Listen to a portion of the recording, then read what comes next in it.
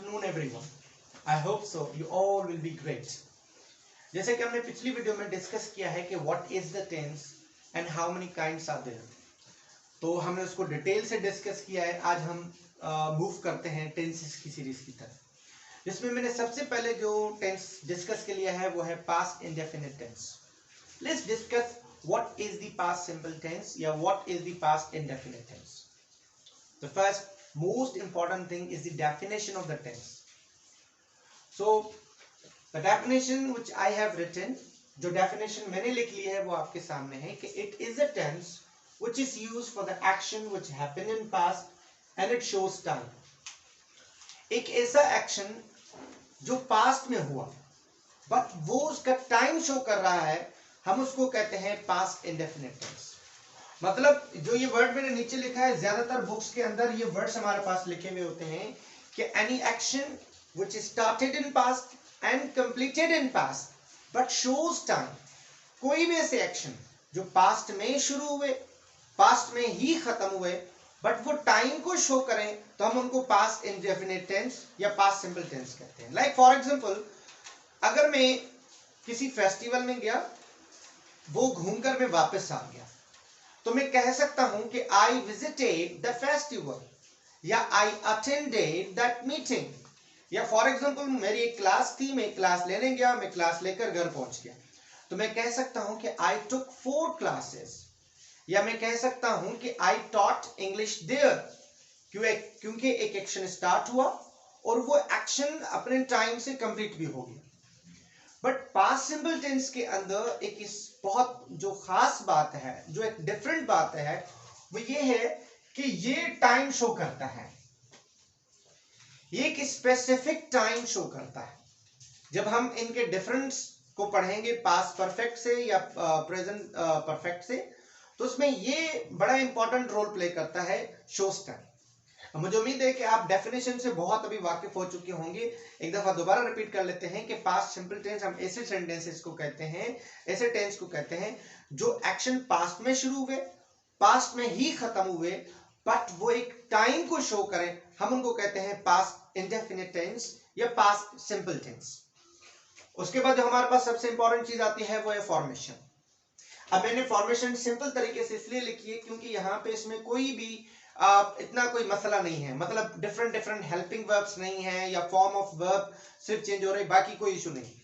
हम सारे सब्जेक्ट के साथ, मतलब जो हमने पहली सेंटेंस वाली जो वीडियो में हमने डिस्कस किया था कि सब्जेक्ट क्या क्या हो सकता है, उन सारे सब्जेक्ट के साथ हम वर्ब की सेकंड फॉर्म लगाते हैं। अब वो जितने भी प्रोनाउंस हैं, या हमारे पास 7 प्रोनाउंस हैं, I, we, you, they, he, she, it, या कोई भी नाम है, उन सब के साथ हम वर्ब की सेकंड फॉर्म लगाते हैं और लास्ट में हम ऑब्जेक्ट लगाते हैं पॉजिटिव या अफर्मेटिव सेंटेंसेस बनाने के लिए। अगर मैं आपको बताऊं कि जैसे कि हम कह सकते हैं I played cricket, I went there, I attended class, she cooked biryani and he met with me, Ali broke my bed, she wrote a novel. बहुत ज्यादा आप सेंटेंसेस बना सकते हैं पॉजिटिव सेंटेंस बनाकर। अब इस उर्दू अगर हम डिस्कस करें तो हम कहते हैं मैं स्कूल गया, उसने खाना खाया और उसने पानी पिया, उसने इंग्लिश पढ़ाई या उसने इंग्लिश बोली, उसने एक तकरीर की। तो हम पास में एक एक्शन को डिस्क्राइब करते हैं। जब हम नेगेटिव को डिस्कस करते हैं तो नेगेटिव में सिर्फ और सिर्फ हम इनकी एक चीज इस्तेमाल करते हैं, जो पास्ट सिंपल का हेल्पिंग वर्ब अगर हम बोलें या डमी वर्ब्स के हिसाब से बोलें तो हम इनमें इस्तेमाल करते हैं डिड नॉट। जब हम डिड नॉट इस्तेमाल करते हैं तो ये रूल है पास्ट सिंपल टेंस का, जब हम डिड नॉट इस्तेमाल करते हैं तो जो वर्ब की सेकंड फॉर्म है हमारे पास, वो चेंज हो जाती है वर्ब की फर्स्ट फॉर्म में। That is a change, that is just we can say replacement. जो अफर्मेटिव में हमारे पास वर्ब की सेकंड फॉर्म है, जब हम इनको नेगेटिव, इंट्रोगेटिव या इंट्रोनेगेटिव में जब डिड नॉट यूज करते हैं तो उस वक्त क्या होता है कि वर्ब की सेकंड फॉर्म चेंज हो जाती है फर्स्ट फॉर्म में। जैसे कि आपके सामने मैंने लिख दिया, जैसे कि फॉर एग्जांपल अगर हम सेंटेंस बनाए, मैंने एक सेंटेंस बोला आई वेंट टू स्कूल। जब इसी को हम नेगेटिव में करेंगे तो हो जाएगा I did not go to school. ठीक है, हम इसको नेगेटिव में कर लेंगे। या हम कह सकते हैं I played cricket, I did not play cricket. आपने देखा कि पहले सेंटेंस में मैंने प्लेड लगाया, वर्ब की सेकंड फॉर्म। जब इसी को मैंने नेगेटिव में यूज किया तो मैंने लगाया डिड नॉट। उसके बाद इंट्रोगेटिव है, सवालिया। इसमें हम क्या करते हैं, सबसे पहले डिड को इस्तेमाल करते हैं, डिड फर्स्ट रखते हैं, did subject plus verb first form, last में हम ऑब्जेक्ट लगाते हैं। उसके बाद did plus subject plus not verb first form plus object हम इंट्रोनेगेटिव में इस्तेमाल करते हैं। मैं एक सेंटेंस पढ़ लेता हूं, जैसे कि पहला हमारा अफर्मेटिव सेंटेंस है, I taught English, affirmative sentence. जब हम नेगेटिव में इस्तेमाल करेंगे तो हम उसको बोलेंगे I did not teach English. Did not आ गया तो वर्ब की फर्स्ट फॉर्म आ गई। और इंट्रोगेटिव सेंटेंस हमारा होगा डिड आई टीच इंग्लिश। इंट्रोनेगेटिव हमारा हो जाएगा did I not teach English. ऐसे किस्म की प्रैक्टिस सेंटेंसेस करने के लिए आप कोशिश करें और इन सेंटेंसेस की प्रैक्टिस करते रहें। आए हम बढ़ते हैं आपके सामने एक सीरीज, मैंने कुछ सेंटेंस लिखे हुए हैं, जैसे कि आई played cricket, I did not play cricket, did I play cricket, did I not play cricket. अब सबके जहन में एक सवाल लाजमन होगा, जैसे कि वो सवाल ये है कि सर आपने जो बात की, डिस्कस किया कि शोज टाइम, ये टाइम शो करता है, मगर जितने भी आपने सेंटेंस बोले किसी भी एक सेंटेंस के अंदर आपने टाइम मेंशन नहीं किया।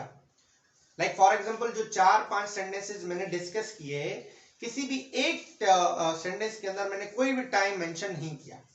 तो सर फिर आप ये डेफिनेशन में क्यों लिखा हुआ है कि सर इट शोज टाइम? तो मैंने इसके लिए एक चीज लिखी हुई है सामने कि टाइम के बेसिकली दो किस्म होते हैं, एक होता है लॉजिकल और एक होता है physical. Now the question is there, what is different between logical time and physical time? देखें, ये जो सेंटेंस मैंने लिखा है ये इसीलिए लिखा है ताकि ये मैंने दोनों टाइम से आपको समझा दूं। एक सिचुएशन में आपको दे रहा हूं कि फॉर एग्जांपल आप कोई इवेंट घूमने जा रहे हैं या आप घूम कर आए हैं। फॉर एग्जांपल आज मंडे है तो आप संडे वाले डे आप वो इवेंट घूम कर आए। अब मैंने आपसे सवाल पूछा, how did you pass your yesterday? मैंने सवाल तो पूछा आपसे मगर उसमें मैंने टाइम मेंशन किया। अब आप स्टार्ट कर रहे हो, sir I went to museum yesterday. अब पहले सेंटेंस के अंदर आपने टाइम मेंशन किया। अब जो पूरी नीचे आप कहानी बताओगे ना उसके अंदर टाइम मेंशन नहीं करोगे। क्यों? क्योंकि वो पहले सेंटेंस के अंदर मेंशन हो गया। अब यस्टरडे जो नीचे पूरा ऐसे लिखा हुआ होगा, पूरा पैराग्राफ लिखा होगा, वो सारा का सारा यस्टरडे का होगा। अब ऐसे टाइम को हम बोलते हैं लॉजिकल। लाइक फॉर एग्जांपल उसी स्टोरी को हम आगे कंटिन्यू करते हैं। I went to museum yesterday, I saw there a lot of people and I went to see monkeys, या हम कह सकते हैं but I did not see the tiger, और I was with my cousins, या बहुत ज्यादा और सेंटेंसेस आप बना सकते हैं। अब ये लॉजिकली टाइम हमने सिर्फ पहली लाइन के अंदर टाइम मेंशन किया, नीचे उन सारे सेंटेंसेस को हमने पास में लिखा। हम ऐसे किस्म को कहते हैं लॉजिकल टाइम, जो माइंड में है हमारे पास और उनको लेने की जरूरत ही नहीं पड़ रही। लाइक फॉर एग्जांपल एक बच्चा स्कूल आता है, उसकी स्कूल की टाइमिंग है 8 to 1, राइट? 8 बजे से लेकर 1 बजे तक उसकी स्कूल की टाइमिंग है। अब वो एक दिन नहीं आया, लाइक या फॉर एग्जांपल ले लेते हैं कल नहीं आए, तो मैंने उनसे सवाल पूछा, why did you not come yesterday? तो उसने जवाब दिया, sir I was not feeling well. उन्होंने एक जवाब दे दिया, या उन्होंने जवाब दे दिया, there were guest at our home. अब उन्होंने एक सेंटेंस बोल दिया, या तो हमारे घर में मेहमान थे या मैं बीमार था। अब मेरा आप सबसे सवाल है, क्या मैंने उससे सवाल सारे दिन के लिए पूछा? नहीं। क्यों नहीं?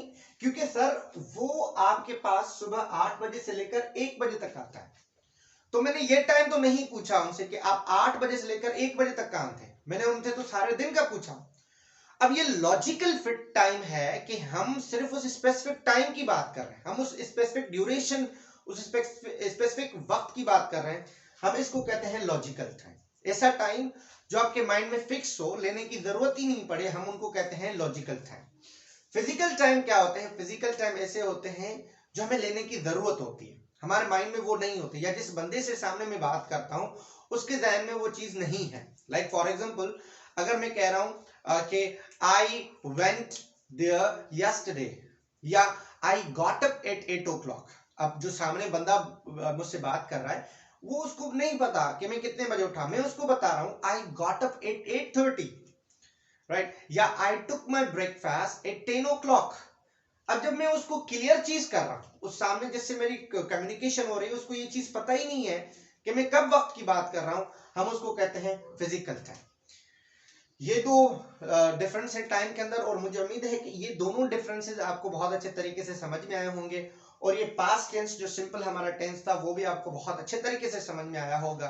एंड देखिए, ये टेंसेस जो बेसिकली हम यहाँ पढ़ रहे हैं, ये इसलिए नहीं पढ़ रहे हैं कि आप जस्ट इनको सुने और इनको जैसे हम इंस्टीट्यूट में जाते हैं उसी तरह इनको भूल जाए, नहीं।